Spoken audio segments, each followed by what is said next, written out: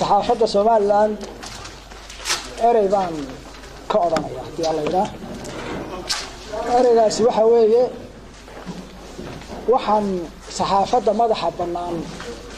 ku dhiirinayaa oo aan ku guubaabinayaa inay ku adkaystaan inay shaqadooda si madax bannaan oo kalsooni qabta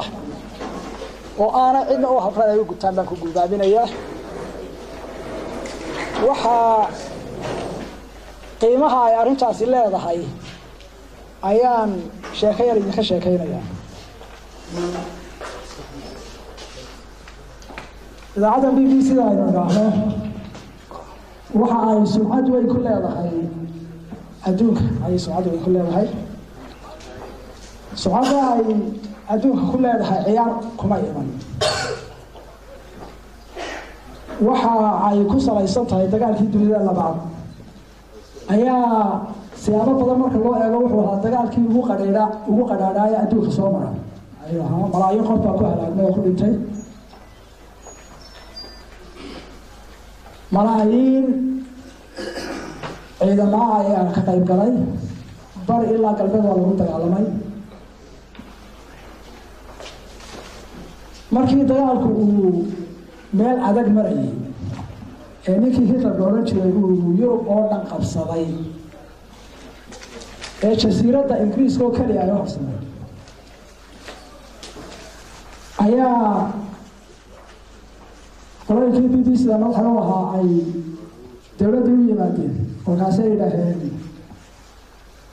meel kasta waa layna riixayaa ciidamadeedii Afrikada waqooyi Asia hadday tahay Yurubta lafteeda meel kasta oo soo dib u gurashada ku jiray adduunka ma waxaan u sheegnaa in waana la riixayaa ayuuna adduunka u sheegnaa hadday nahay Ingiriiska iyo qolooyinkii xulafada lahaa Faransiiskii baa la qabsaday oo waxa la qabsaday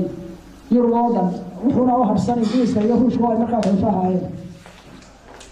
ninkii ra'iisul wasaaraha Ingiriiska waxa markaas Winston Churchill baa go'aan adag u gaaray wuxuu yiri aakhirataanka waxaan rajaynaynaa hadii alla ilaahay uu yahay guushayna siiyo si runteena dambe loo rumaysto qolihiina BBC da waxaan idin amar idinku siinayaa inaad meel kasta runta ka sheegtaan oo laynaga kiciyo si runteena dambe guushaynu filayna hadii alla ilaahay jabadkan gubi doono markaynu runta sheegno si loo rumaysto inuu guushayno hadii alla waa inaynu guuldarooyinkeena hore sheegnaa oo dadka u sheegnaa oo aan ka qarin halka uu Hitler ka leeyahay meel kasta waxaan sameeyay cirkaan gubay adduunka dhan qabsaday innagu waxaan sheegaynaa meesha laynaga soo kiciyay si runteena dambe hadii alla ilaahay loo rumaysto oo aan shaki u gelin taas waa la oran waa wixii ay sheegi jireen markii hore halkaas ay sumcadda BBC da ay yeelatay ku salaysan tahay waxa idin ku dhiirinayaa in halka ka wadaan saxaafadda madaxa bannaan aad runta sheegtaan sumcadda ku helaysaan ilaahay waa ugu dhawaanaysaan dadka ayaa kalsooni kaga helaysaan cidda idinku eebsata ee idinku dhibsatana waa ka guulaysan doontaan hadii alla taas ay ku dhiirinayaa taas waa taa intaasaan saxaafadda laakiin saan waxba leeyahay yeelkeen maanta saxaafad aynu leenahay journalist ama halkaas soo fadhida shan afar qof bay ahaayeen midhaha intaa leeg mar inay sii kordhaan mooye dub u noqon maayaan ninkay sidaha waxbaad yeelaysaana waa maalmo yar waana taariikh oo wax ku qurmaysa waa waqtigu ugu adkaa baa leeyihi ana waa waqtigu ugu fiicnaa baan leeyihi intaa ay gaadhay والله إنني نعبر كريم وحنيين كريم أيامها يلحق حق شذا وأود القاضي نيسان وحلقة كورية وتاريخ الله كل مية يدولة أحمد سيلاي ومدح ولا فيه وهذا مجهول كنا ويكون ليس ترى دوي بدن ليس أنت كمرش يجسور كذا شل اللي ما هي حبت بين عبد الشلولي حبت كليه ما أنتوا الصوت عقيدة في حسن عيسى على يقول لما هو شو المشاهدين تاس كمردي يا سلام حسن ونك أنا متخابر على شو هني اللي وريني يقولون حاجة ما نسكنا وبعد هذا كله يقول لي بيتها كاميرا دي من هبيك على صوت هذا هو حبدا كليه وكل انتهي علي جوهر حرون تاسو كل انتهي كاميرا دي يسوي كذا أنا حالك كسب بالعمل ما ترى وأركتها أنت عين لو كل المجال يتابع وروح أنا ضمن نقول معايا نكيس الهواء تبني سنة وكهيقيا إذا كان قيمة إذا كل مويه هو هلك كيو صلاة حاجة شيء يرديدنا حاجة شيء إذا كلفتني توسوا الأجداد runta aynu isu sheegnay hore qaar baa la yidhaha imika telefon bay isaa madaxtooyada intay daaraan ugu sii daayeen war cidna waxba ku yeeli maysa adaa karaamada iska qaadaya mikrofon kalaama lama baranay inaanu ka hadalno dabaaldegayna saxaafadda Somaliland runtii saxaafadda Somaliland anugu mahad gaar ah baan siinayaa sidii odayaashii iga horreeyay ay aad iyo aad uga mahadnaqeen saxaafaddu waa muraayad saddex dhinac leh dhinaca shacabka laga arkaa dhinacna xukuumadda ama dadka maamulka ku jiray hoggaanka dhinaca kalena waxa inaga daawada shucuubta kale ee caalamka ku nool awood marka waxa bixiya dawladnimada shacabka bixiya laakiin awoodda marar badan waa la lumaa waxyaabaha soo celiya saxaafaddu koob ay ka mid tahay waayo soo bandhigida la soo bandhigayo wixii qaldama waa waxyaabaha soo celiya marka awoodda la lumo xukuumadda maanta talisa iyadoo aanay lacag ka gelin saxaafaddu heelkii ay u galeen milowiyacado ilaa ceerigaabo waxay ahayd wax aan la qiyaasi karin waxay ahaayeen diyaaradda ay u soo raaceen inay madaxtooyada soo galaan maalintay kursiga fadhiisteen idaacaddii iyo tv ay ka caban jireen xukuumadda oo ay weliba lacagtii u kordhiyeen si ay ammaantooda iyo uga sheegaan wixii ay propaganda fidinayaan oo ay gaadhsiiyeen dhowr milyan way ku filaan weyday 3 sano ayaa halkan laga sheegay in xukuumaddu ay heshay honeymoon ama xilli aan cidina mucaaridin hadday xisbiya tahay iyo hadday saxaafad tahayba waxay xejin laayeen markii ay dadkii ay ku soo baxday dhibaatadii iyo dulqaadkii ee ay gaadhay inay dadku sheegaan siday u egyihiin ama muraayaddii xukuumaddu halka ay marayso haddaad imika hor fadhiisato tv-ga milowiyacado ilaa cerigaawo halkii awal looga hiilinayay xisbiga kulmiye hoggaankiisa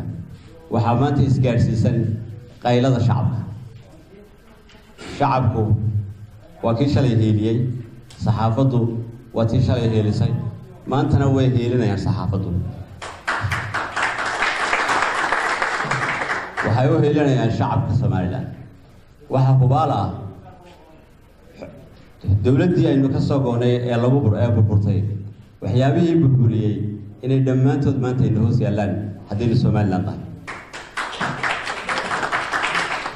waxaan hubaa in xasuuq dhici lahaa haddaan saxaafaddan jirin maanta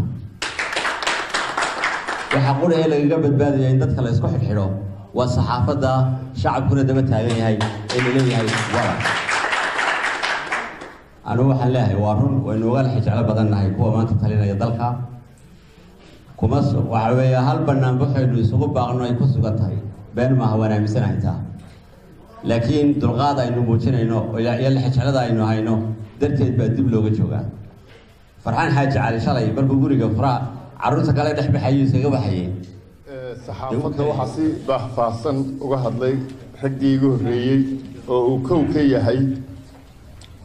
hogaamiyaha ruuxiga ah ee dhammaan mujaahidiintii SNM maca Axmed Siiraanyo xasan ciise jaamac waa guddoomiye ku-xigeenkii SNM ee la doorto ee ugu dambeeyey allah u naxariistee guddoomiyihii sina uu dhintay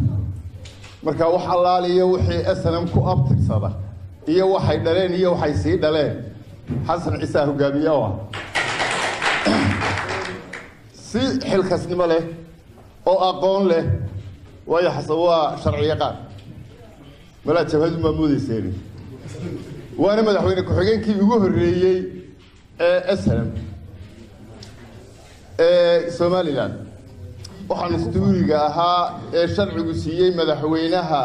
waa cid adeegsanaysa cidda saxaafadda la dagaalamaysaana waa cidda adeegsanaysa awoodihii madaxweynaha hubaal cidda xidhay waa iyada haatuf cidda xidhay waa cidda adeegsanaysa awoodaha madaxweynaha hore ciddii hoonkayba lu xidhay waa cidda adeegsanaysa awoodaha madaxweynaha عدة آراريودا أديكسليسا وعدة أديكسليسا أودها مدحوينها هل كان حسن وحبوك لها حق شرعيها كدك دقيني حسن وحا نقرك هاينا شرعيها نقو حكومة أو أنولانا قانون إيادو أي سميستي أو كلية أي أدل كان لغو حكومة قانون كاسنا وحا ليلا waxaan doonaa waa sharci xataa haddii uu sharci darro yahay waxaan diidaana waa sharci darro xataa haddii uu sharci darro yahay waa qaynuunkaas qoraal inagu dhaqaa dastuurka kuma yaal xeerarkeena kale in baarlamaanka ka baas gareynay kuma yaal waa ka ku oranaya intaasoo guri oo hanti dawladeeda ilaa laascaanood iyadoo lagu jiro وان كعروضي وي فرحان بان كعروضي وعلنكي وعد علنكي كلمية أو وحو soo saaray dad ay kabaha ku baarashaysanaya isla markaana wajaale waxa laga amaanay in calanka udub ay lagu xidho waa isla cidi wararka aynu marayna waa meel xun waa xukuumadii uu inoo dhalay xisbiga kulmiye إن أدونك يبيني ميديا هرت ميديا إن حكومة حدوة عن شعر الله لأن واحد يكون نوجه لي مركي وسيرة معارض كها أنا أخوي أنا آسي شري كويسنا بونين شري القوات إن كل عضو عن شعر الله وعينو بلاد كسيناي في قرقة يورجيس كدولة الدور اللي هذا مركا شورا الله ما جيو أموريه اللي ينور خلوا سمي حقي لقيه شيل كان لقيه ثم والله حلا لكن كنت بقول عاي حقي لقيه قاهرة هذا كنت بقول كذا في غرق وقع تبع حقي لقيه إنجليز كان رد رأي فرنسيس أنت تذكر عيال بقول هذا كنت بقول ترايو وحاول بي تفترها نوعها صاحبكي بيدور سيد ما إنه نور شرع رعاي وهذا يقول قاهرة الله أقدر يا مان هذا هو كل إنسان اسمك هيا عايا مقالة بربرة